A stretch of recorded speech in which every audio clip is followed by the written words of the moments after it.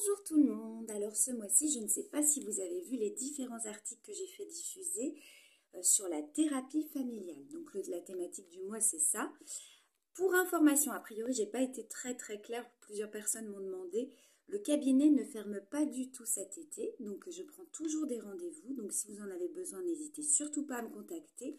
La seule chose que je vais arrêter au mois d'août et que ça ne reprendra qu'en septembre, ce sont justement mes vidéos avec vous, les guidances thérapeutiques, la petite méditation, tout ça, les articles. Il n'y en aura pas au mois d'août, mais ça reprendra au mois de septembre. Donc, mais par contre, le cabinet reste bien ouvert. Vous pouvez toujours prendre rendez-vous, je suis disponible, il n'y a aucun souci.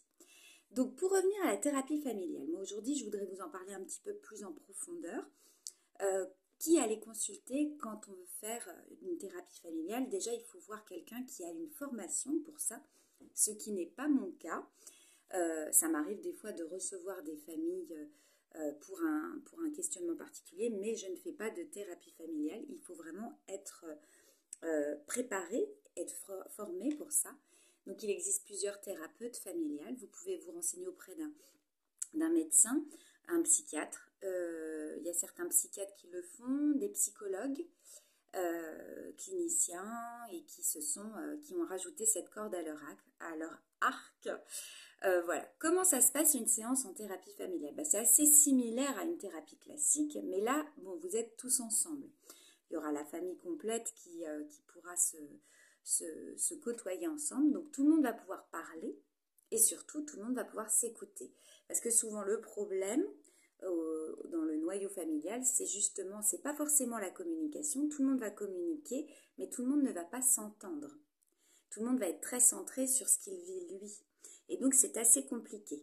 C'est un peu comme un chef d'orchestre. Vous allez voir un thérapeute, on va dire que c'est le chef d'orchestre, et vous êtes le violoniste, le joueur de piano, le pianiste, voilà. Vous avez chacun votre instrument, et le problème c'est que c'est pas beau. Ça donne une cacophonie pas possible, et en fait il va falloir remettre de l'harmonie au sein de votre famille. Donc c'est ce que va faire le thérapeute familial. Et ce qu'il va faire après, c'est qu'il va vous donner aussi des exercices à exercer chez vous. Vous allez le voir, on va dire en moyenne, c'est à peu près une fois par mois. En moyenne, ça dépend de ce que vous rencontrez comme problème et tout ça, et comment lui, il va établir son diagnostic, et surtout comment il va estimer que la fréquence à laquelle vous avez besoin d'être accompagné. Une thérapie familiale, elle dure entre 6 et 9 mois. Ça peut être un peu plus, des fois dans certains cas de figure.